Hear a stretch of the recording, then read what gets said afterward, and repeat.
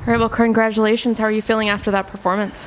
Oh, just so relieved. It's been a tough year, and after my last fight, I just knew I had to come and get a big win and make a statement, and I'm just finally glad I was able to do that. Is that kind of how you pictured it going tonight, or did you see something else happening in there? Like what happened tonight is literally what we drill day in, day out with Paul and Alice, my team at Next Gen. You just have such a fantastic team. Since I've made that move, I just feel like it's been like the secret ingredient I needed to develop as a fighter, and it's just what we've done for months and months and then it's just hard work every day. Was there any pressure going in on a card that's so big, everybody's watching this card that holds a lot of importance to Bellator? Was there any extra pressure there? I think it was because a lot of people felt I won that last fight, and the female featherweight title fight was tonight, and I kind of had a bit of a chip on my shoulder. It should have been me fighting, so yeah, I did have pressure, but I think I finally believed in myself and my team, and we've had such a strong camp, and was able to finally kind of show that performance. Do you think you'll get that next shot then after this performance if Bellator sticks around? Yeah, 100%. Is there any pressure knowing that there is a little bit of a up in the air about what's happening with, the promotion? Maybe there won't be a Bellator next year. Is there anything how do you remain positive knowing that there may not be a future? I think what I felt tonight was that I had to just focus on this fight and get a big win, and there'll be many doors open. I'm Bellator through and through, and I want to be the featherweight champion here. It's got the best division in the world, the best female fighters, so hopefully that next fight is me and the winner of the title fight tonight. It was hard for us to see back here, but it looked like after the fight you spoke with Rhonda's mom. Can you tell us what that was about? Yeah, I think me and Molly always say Rhonda was the one that we kind of motivated us to believe that we could be female fighters, and to see her mum here tonight was unreal, and she said she liked my throws, so yeah. I've been reading Rhonda's book all week. I've read it so many times, and it's just nice to see her. Is it interesting to know that now you're that girl that people are watching that are inspired by? Yeah, I suppose I don't really think about it like that. I just think I've got a job to do. I want to be the best in the world. I want to be the best version of myself, and that's just what I focus on. Thank you. Speaking of Ronda Rousey, did you know the last time Sara McMann was finished via TKO was the Ronda Rousey fight in 2014? Yes, something we were talking about in the gym, the go for knees, but we did drill the exact same position on the ground, so yeah, that was nice. That's nice. Yeah, it certainly adds to it. And was how much pressure was there going into this fight? Because again, McMann, probably one of the biggest opponents you fought. There's potentially a title shot on the line. How much pressure were you feeling heading into this monumental card? I always say it from the start of my career, being on massive cards, main events, co-main events.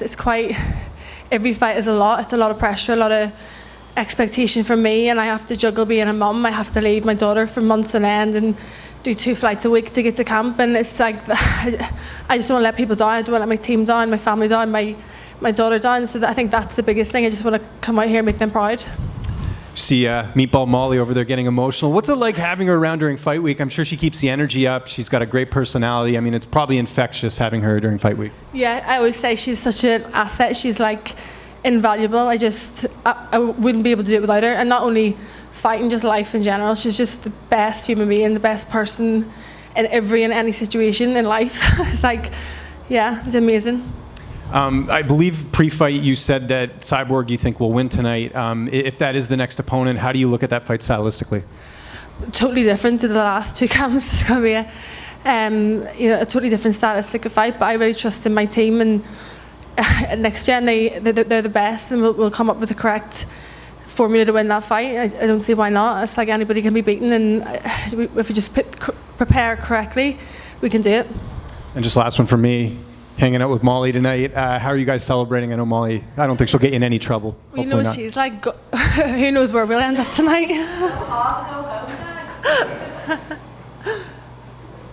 Hey, how's it going, Leah? Yeah, good. MMA Locker Room, part of Pub Sports Radio. I just got a few questions for you. So it seems like before your last fight with Kat Zingano, you were doing a lot of commentary and stuff like that and studying fighters. You actually said when I spoke to you about her, you studied her like a nerd. Did you do the same thing with Sara McMann this time? Yeah, our team, we do breakdowns. We watch a lot of our opponents at this level. You can't really just go in and wing it. You have to know their strengths and what they're good at, and it's at the highest level. So we had to do a lot of wrestling. Shout out to my training partner Jake. He's here.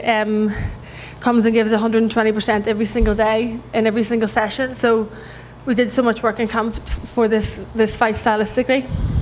And then this is your first ground and pound finish. So after getting that first ground and pound finish in Bellator, do you feel a little bit different afterwards? Do you feel like you want to do that McGregor walk or stroll or anything? So what was that last bit? This is your first ground and pound finish in Bellator. Do you feel a little bit different after getting that victory? Does it make you want to, maybe walk up and do that McGregor strut roll? No. It's just something we've been working on in camp. Being a bit more vicious and looking for the finish, and rather than submissions or stuff like that. I think it's what Paul, my coach, have been working on, is trying to be more aggressive on the ground and not worry about passing too much, just trying to land big shots on the ground. And it seems like you're a trendsetter, not just in MMA, but in the fashion too. Seems like when you showed up to that Dublin event, you definitely had the outfit on that had everybody's eyes turning. So is there anybody that gives you like stylistic tips like that, or any tips you got for any women out there in the world? No, I have the most boring life ever. I sit in my apartment or I'm at the gym, so I'm always looking for, if I get one night out of a year, I make sure it's something nice. But thank you, that dress is my favorite. Leah, right over here, congratulations. How do you put into words a night like tonight? Louise Mackay walks out there right before you're fighting. You got your BFF Molly in the corner cheering you on. And then you pull this off against someone who's such a veteran in Sara. I mean, how does one even tell that story like next year? I don't know, this has been such a hard year for me. I think I've seen some of the darkest days, and just to keep pushing through. And Molly's such an inspiration. She's come through so much in life that nobody knows about, and just being around people like her makes you believe you can just keep going no matter what shit life throws at you, and no matter what people do to you, you can just keep coming back and proving them wrong. Can I ask, what are those personal battles, week to week leading up to a fight? Because on the outside, Leah McCourt, she's got the documentary that aired on BBC and obviously was in big fights. And, you say that this was a tough year. I mean, just what are some of those things you had to overcome to get here? I could be here all day talking about it. It's a lot emotionally. Obviously I'm a mum.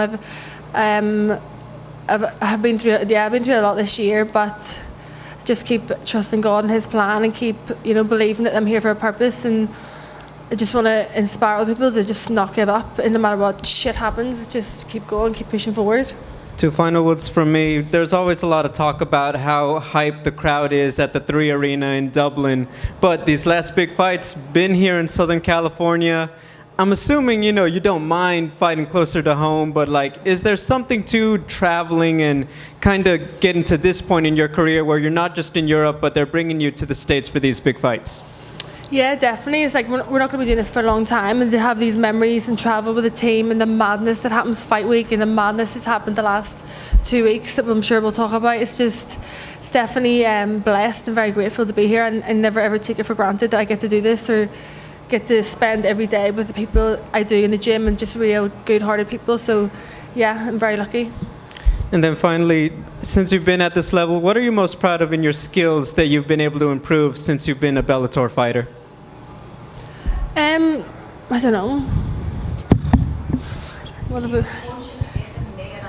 Yeah, I think being more aggressive and finishing the fights, and looking for a finish rather than a win. Yeah. So Leah, I don't know if you're excited enough right now. You just beat one of the greatest women of all time, and you probably just set yourself up for a fight with another one of the greatest women of all time. If you win these fights, you've etched your name into the history books completely. What does that mean to you, making your name like a legacy in the sport? Yeah, it does mean a lot, but I think if you watch any of my fights afterwards, I'm kind of content for about 10 minutes, and then I'm like, what's next? I don't really settle. Even though before the fight, I'm like, I'm never doing this again. I'm never fighting again. I'm so nervous.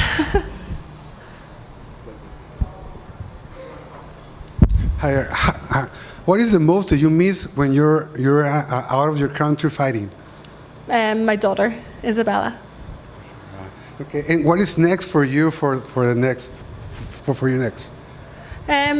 I need to go home and be a mum for a bit. I just can't wait to go home and do the school run and just have a bit of a normal life. But no doubt I'll be on the phone to Paul in 2 days asking him when I'm fighting next or what's happening. But hopefully the winner of the title fight tonight, that'll be me in Belfast. in March. Thank you. One quick one, one final one. You talk about being a mom. We hear about the fighter dads, like, oh, if my daughters start dating and I want the boys to know that, like, no trouble. As a fighter mom, do you feel a little bit of that protectiveness to maybe show the highlight reel as well? Yeah, absolutely. And when I have black eyes, I make sure I go and do the school run and walk right up to the gates so they'll see it. Yeah.